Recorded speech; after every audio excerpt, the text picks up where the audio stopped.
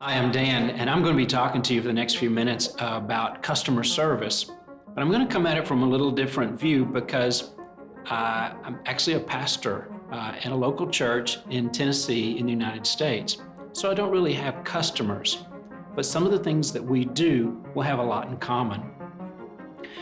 Most of you are probably familiar with the golden circle that Simon Sinek came up with several years ago, which is absolutely a brilliant idea. It's very simple in its concept because most companies and churches in my world, we know what we're doing and you probably know how to do it. You're probably pretty good at it already, but very few people can connect back to the basic idea of why am I doing this?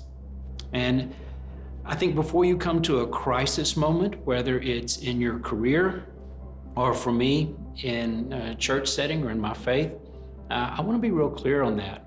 Why am I doing what I'm doing? Several years ago, many years ago actually, I went to Honduras. And then I left and came back and enjoyed the experience. But I came back after Hurricane Mitch had come through in the 90s. And I found myself with some friends at a place where there's a bridge that goes to nowhere. And there's nothing under the bridge. You see, there used to be a river under it, but after the hurricane, the river shifted. And now the bridge is still there. It withstood the storm, but it's irrelevant. It has no purpose. And I find that sometimes maybe my life has been that way. I thought, I don't want to be irrelevant, where the structure's strong and it's still there, but it's not doing what it was designed to do.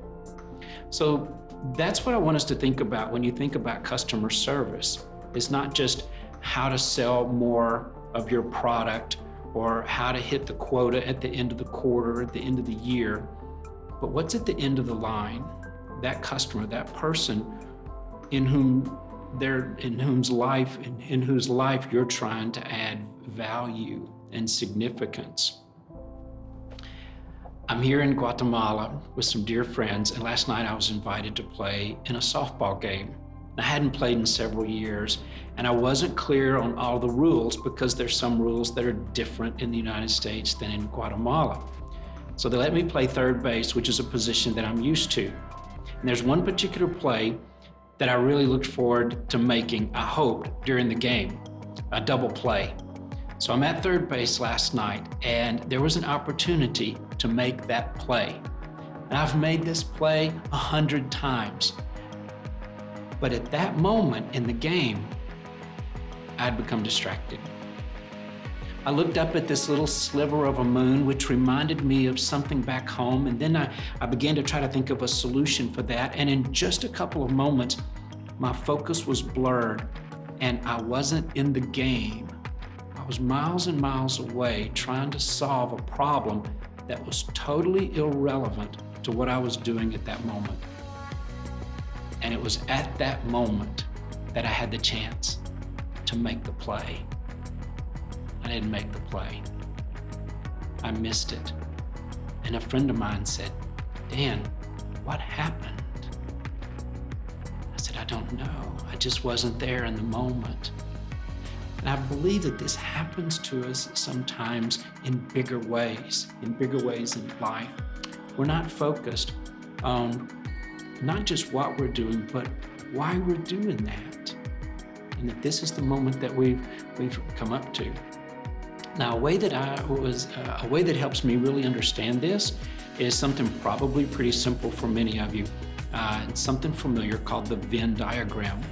And if you could picture a circle and another circle overlapping that, and then another circle at the bottom so that all three overlap. And in the center, you see where everything comes together. There's this vergence. Well, for me as a pastor, that first circle represents communion. It represents my basic purpose, the fuel that drives me at my core, and that is loving God, responding to the love that He's shown me in incredible and beautiful ways. So I want to love him, and that becomes the center for me, from which everything else will flow from. That next circle represents community, loving others. I think we're all in this together, and we were not designed to live in isolation, but in a community. So out of that experience of being loved by God and loving him, began to flow this natural consequence, this pattern, this result of loving other people. And that became a very important part of who I am, is living in a community. Now that community is not just people inside my church or even inside my family. Those are people in my community, in the place where I live, my acquaintances and strangers, and those that live around me, to be able to love them in genuine and practical ways. Now, that bottom circle represents where those two come together, my purpose. What is my mission? You see, in that softball game, that's what I lost.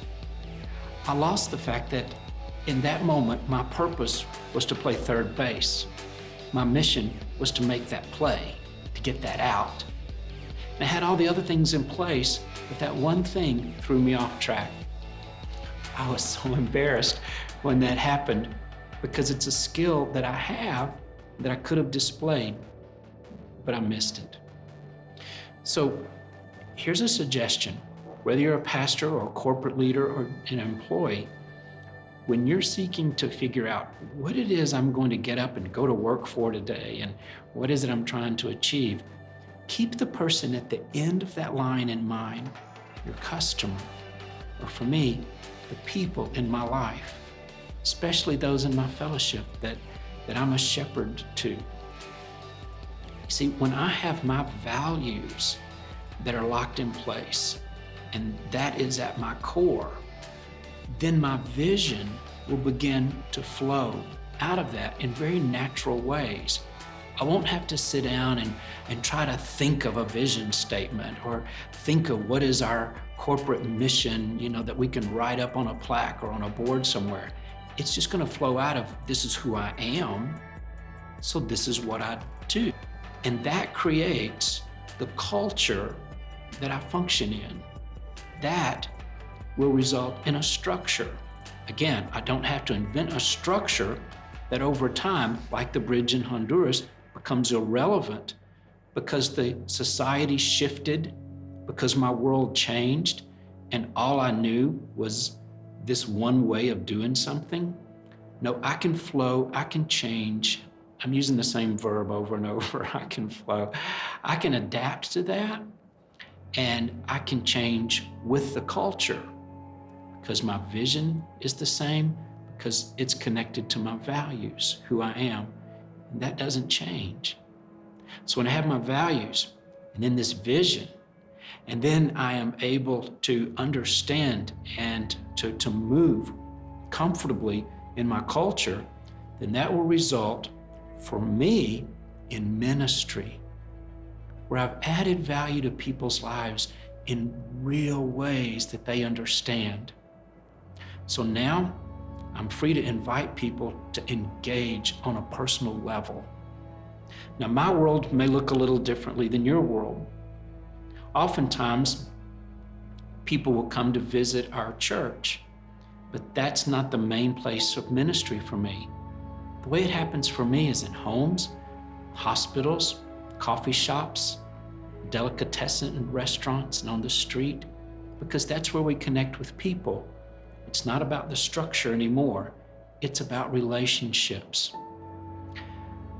I was in a large company once with a gentleman that I was shadowing for a few days, just to draw from him, from his wisdom, from his expertise. And we were talking about a lot of the things that make us successful in life or that help other people to be successful.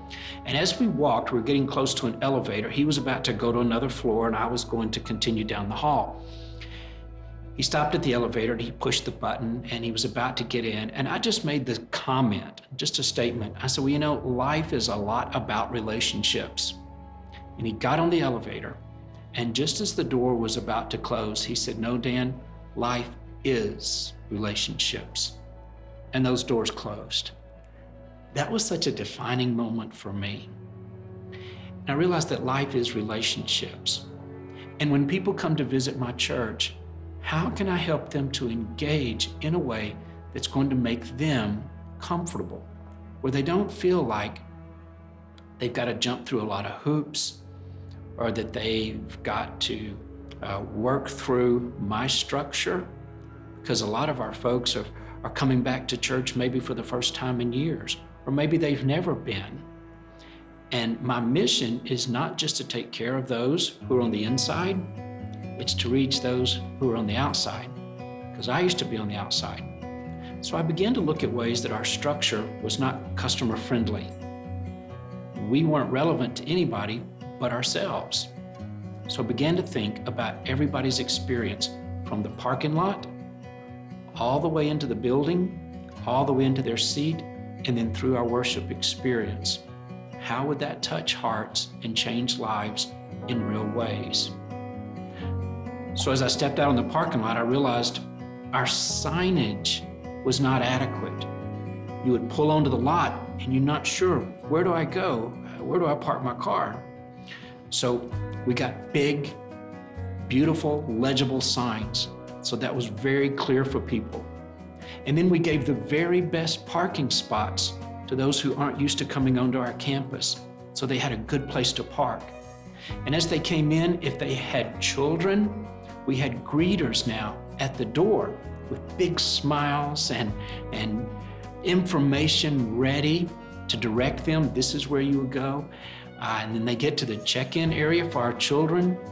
We have volunteers there who guide them through the process and then help them to see your child is going to be safe and secure. They're going to have a fun time.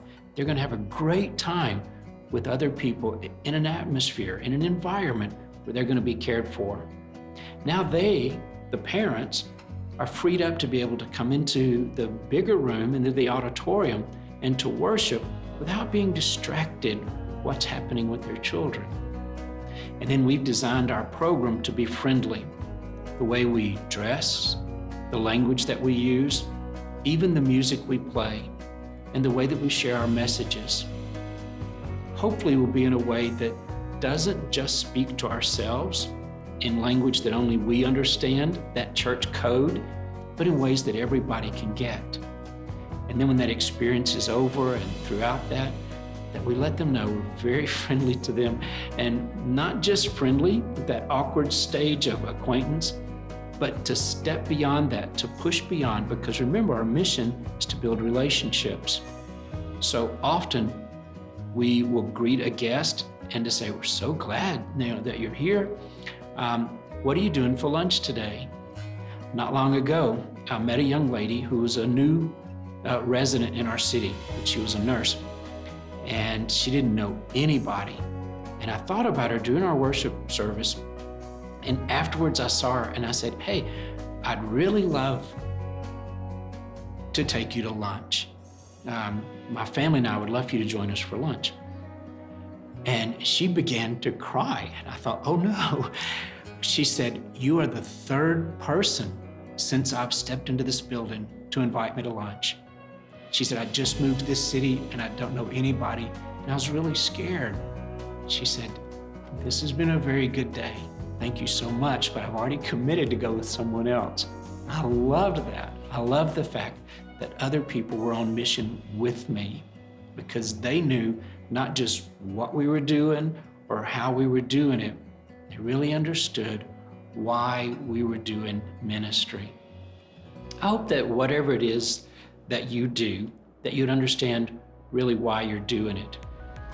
And maybe you would put yourself in your customer's place, or for me, the people in my community in their place, and to be able to feel not just sympathy or not just a connection in some abstract way or a way that would only be profitable for me, but in a way where I can feel empathy and I can see this experience through their eyes.